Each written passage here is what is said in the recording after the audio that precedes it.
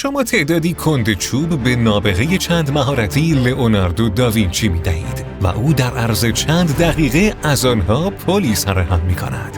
بدون هیچ اتصالات دائمی و به طرز شگفت‌انگیزی هرچه وزن بیشتری روی پل باشد قوی‌تر می‌شود.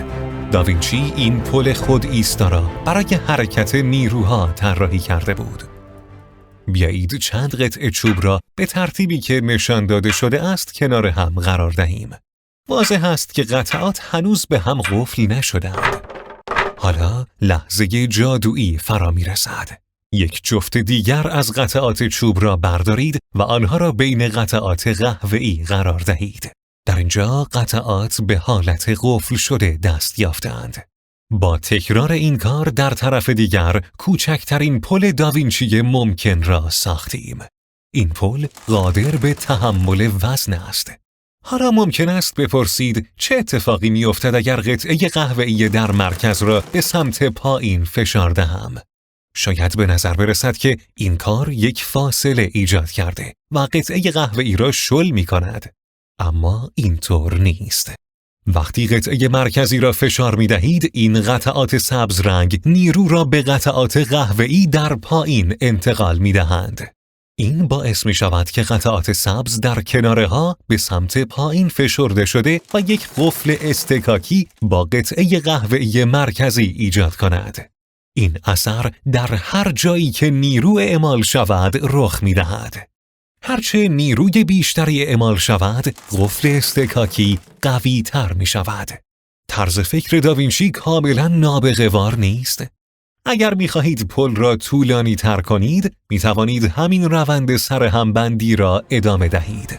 ما توانستیم یک پل داوینچی را در کمتر از 10 دقیقه سرهم کنیم.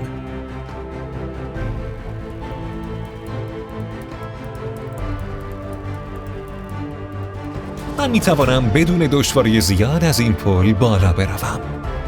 به یاد داشته باشید که در این پل از هیچ میخ یا چسبی استفاده نشده است. فقط قفل شدن قطعات به دلیل استکاک.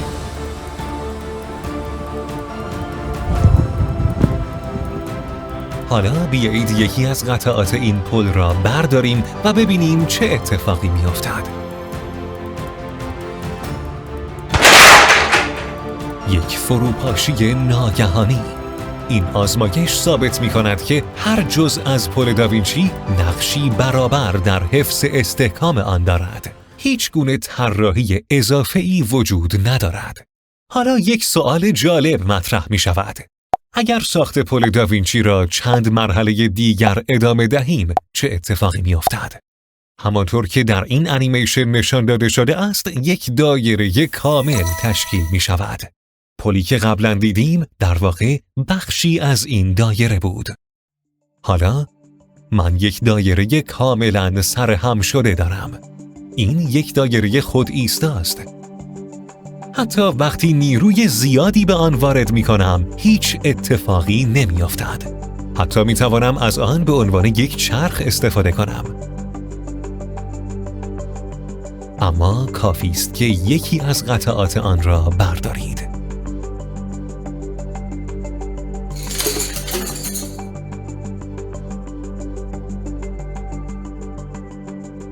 این یک انفجار بود. حالا بیایید ببینیم که چگونه سربازان این پل را در شرایط اضطراری سرهم کرده و مستقر می کردند. در هنگام ساخت پل نیاز به پشتیبانی در طول دهانه خود دارد. این انیمیشن ها مراحل مونتاژ را نشان می دهند. پس از اتمام مونتاژ سربازان تکیه‌گاه را بر می دارند و پل خود ایستا می شود. اگر بخواهید پل را به سمت جلو پرتاب کنید، می توانید تصور کنید که چه اتفاقی می افتد. راه حل این است که اتصالات را با طناب محکم کنند. وقتی اتصالات بسته شد، سربازان می توانند پل را بلند کنند، کج کرده و به سمت رودخانه حرکت دهند. سپس پل را 90 درجه می چرخانند و آن را مستقر می کنند، به طوری که دو طرف رودخانه را به هم وصل کند. پس از آن می توانند گره های طناب را باز کنند.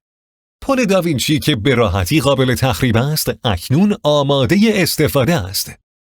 روش دیگری هم برای مستقر کردن این پل وجود دارد، اما نیازمند این است که چند سرباز ابتدا از رودخانه عبور کنند و از نردبان استفاده کنند که راه حلی چندان عملی نیست.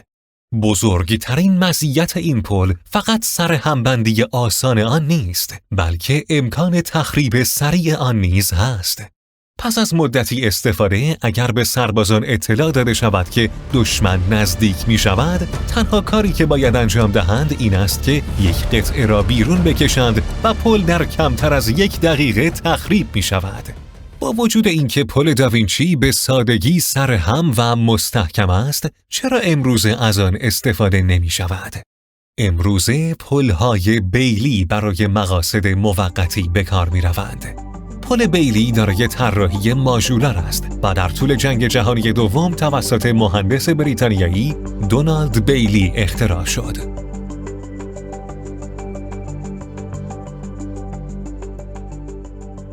مشکل اصلی پل داوینچی محدودیت طول آن است. اگر بخواهید دهانه پل را بلندتر کنید، نمی توانید فقط قطعات بیشتری اضافه کنید، چون در نهایت به یک دایره خواهید رسید. تنها راه افزایش طول این است که هر قطعه را بلندتر کنید. در اصل باید کل پل را در مقیاس بزرگتر بسازید. اما به ارتفاع این پل نگاه کنید. چه کسی میتواند از آن بالا برود؟ من ایده هایی برای احیای این فناوری شگفت‌انگیز پل داوینچی در ذهن دارم، اما تاکنون نتوانستم راه حلی عملی پیدا کنم. اگر شما راه حلی دارید، لطفاً آن را در بخش نظرات با ما به اشتراک بگذارید. همچنین قبل از اینکه بروید، لطفاً صفحه پیتریون ما را بررسی کنید و از ما حمایت کنید. این کمک بزرگی برای من و تیمم خواهد بود. مراقب خودتان باشید. خدا حافظ.